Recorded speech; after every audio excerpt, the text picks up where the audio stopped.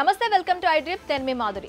Crime జరగడానికి ముందు ఆ లవ్ బర్డ్స్ విలాసవంతమైన జీవితం అనుభవించారు. కానీ పోలీసులకు దొరికిపోయాక ఇప్పుడు జైల్లో ఊచలు లెక్క పెడుతున్నారు.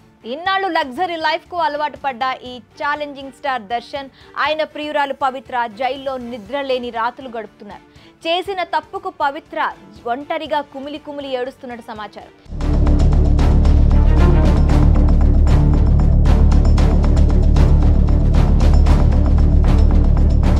రేణుకాస్వామి హత్య కేసులో అరెస్ట్ అయిన హీరో దర్శన్ కు పరప్పన అగ్రహార జైల్లో ప్రత్యేక బ్యారక్ కేటాయించారు. దర్శన్ తో పాటు మరో నటుడు ప్రదోష్ కు అటాచ్డ్ బాత్రూమ్ తో ప్రత్యేక బ్యారక్ ఇచ్చారు. రిమాండ్ ఖైదీ అయిన దర్శన్ కు 6106 నెంబర్ కేటాయించారు. జైల్లో దర్శన్ తో పాటు పవిత్ర గౌడ్ ఇబ్బందులు పడుతున్నట్లు తెలుస్తోంది. రిలేషన్షిప్ మోజులో ప్రియుడితో కలిసి తప్పు చేసింది. ఇప్పుడు ఒంటరిగా ఉంటూ కుమిలి కుమిలి ఏడుస్తోంది.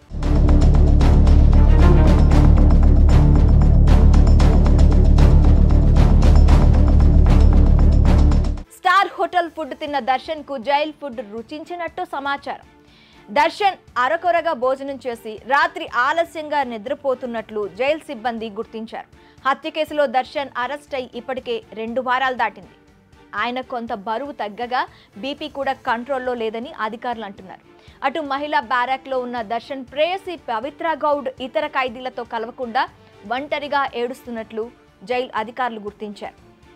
రేణుకాస్వామి హత్య కేసులో మొత్తం 17 మంది నిందితులను పరప్పన అగ్రహార జైల్లోనే ఉంచారు. వీరందరికీ కోర్టు 13 రోజుల రిమాండ్ విధించింది.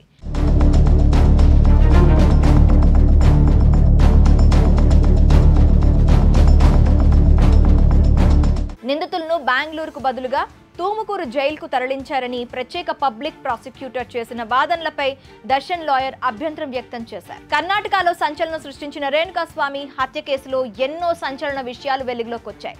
భార్య పిల్లలను పట్టించుకోకుండా లవర్తో వివాహేతర సంబంధం పెట్టుకొని ఇదేమని ప్రశ్నించిన అభిమానిని టార్గెట్ చేసి మర్డర్ చేశాడు దర్శన్.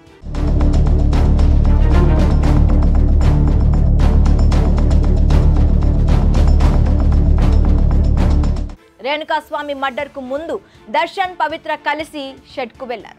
రేణుకాస్వామిని పిలిపించి అతి దారుణంగా కొట్టి చంపారని పోలీసుల విచారణలో తేలింది.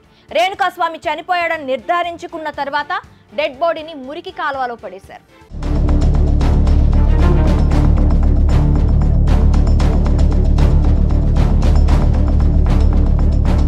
రేణుకాస్వామి మర్డర్ ఎపిసోడ్ తర్వాత ఏం తెలియనట్టు పవిత్ర దర్శన్ షూటింగ్ కి వెళ్లారు.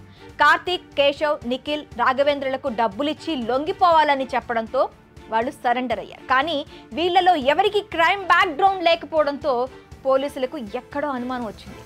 ఎంక్వైరీ డోస్ పెంచి తమదైన స్టైల్లో ఇన్వెస్టిగేషన్ చేయడంతో ఎప్పటికీ బయటికి రావనుకున్న నిజాలు వెలుగులోకి వచ్చేశాయి.